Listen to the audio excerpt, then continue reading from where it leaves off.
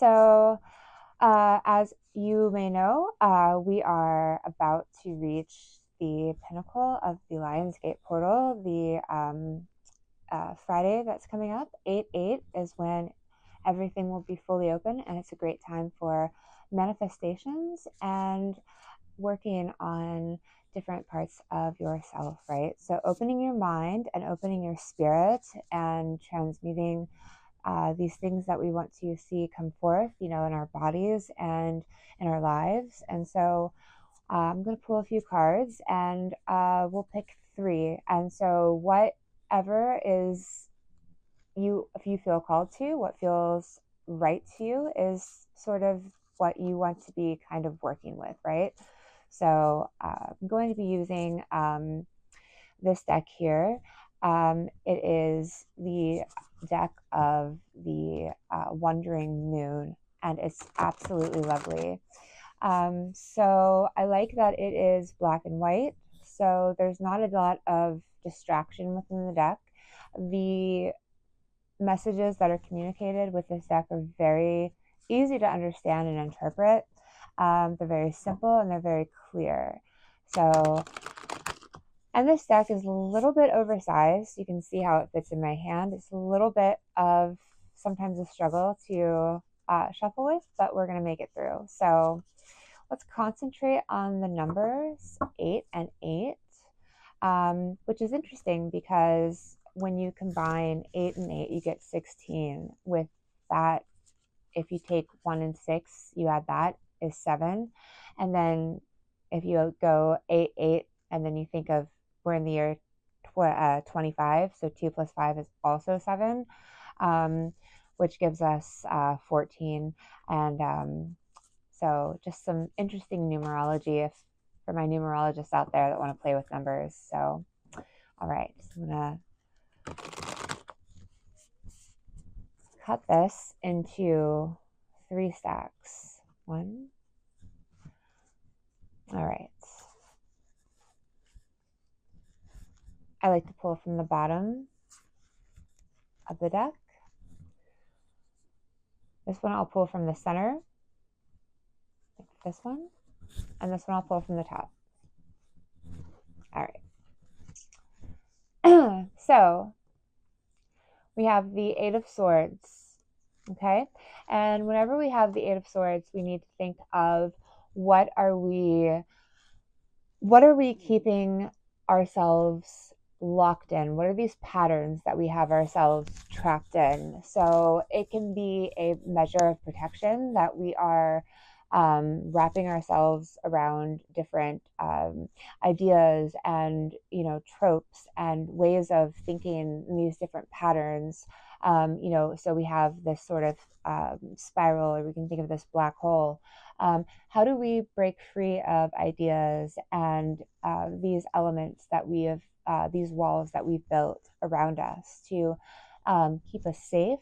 But when they start becoming, toxic maybe, or they start becoming, they don't serve us any longer, how do we break free of that? So if that is you, and that's also an 888, right? So if that's something that resonates with you, how are you going to break free of these patterns that you've put in place for yourself? Kind of consider that.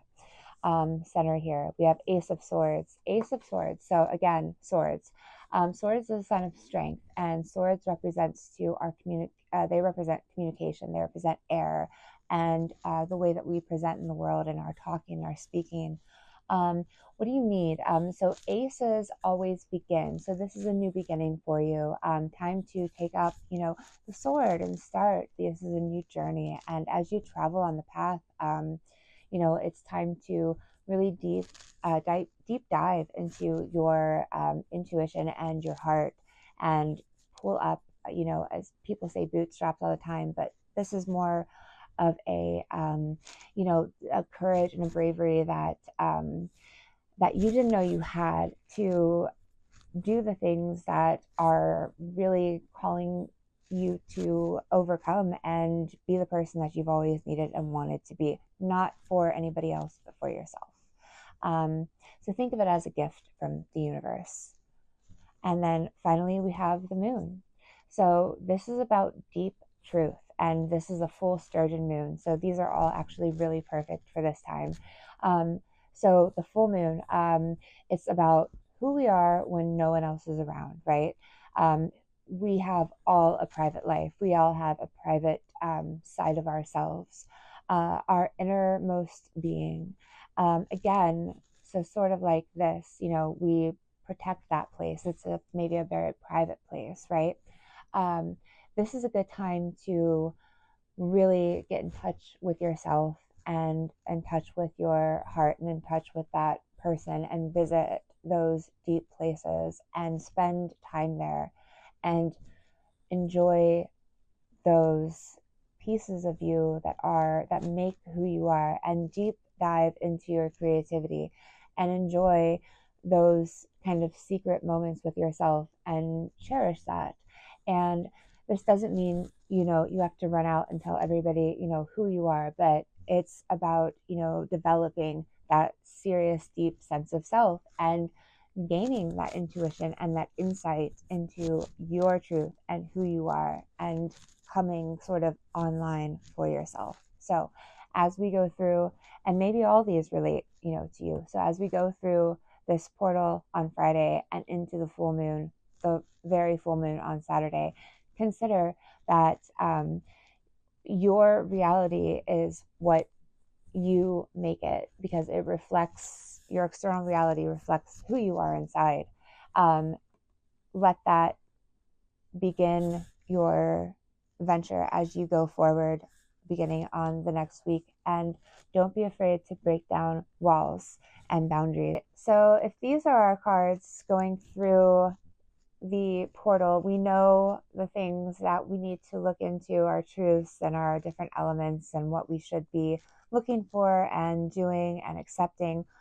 It's also important to know what energies these cards hold for us. And so I think that let's attach an energy to each card. And so we'll pull from the Prism Oracle deck, which works, of course, with our visible light spectrum. And so I'm going to go through and pull the first 8 cards that I come through. So 1, 2, 3. All right, 8, 8.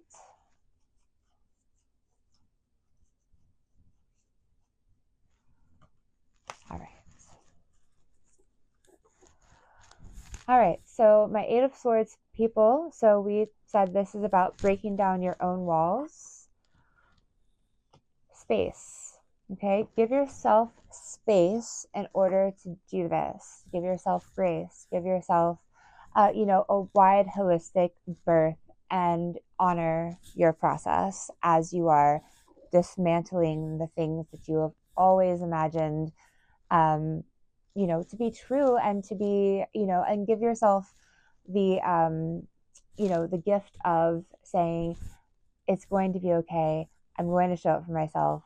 I'm going to be here now. I'm going to be fully present. And no matter what, I've got my own back. So, space for that. For my Ace of Swords people that are starting, a new journey, your energy is disruption. No more are we going to accept the status quo. Again, we're taking up our swords and we're entering into a new uncharted path.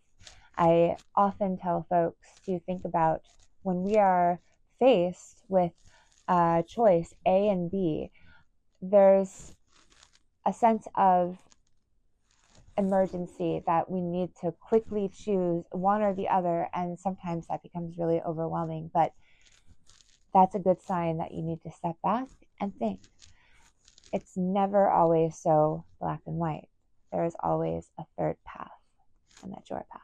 So disrupt the whole set. And for my moon people who are learning about their own personal deep truths and their wisdom and their intuition, for you, sweetness. So approach yourself with sweetness and love, and consider yourself and learning about these very intimate parts of you with sweetness and as an act of deep self care and honor yourself.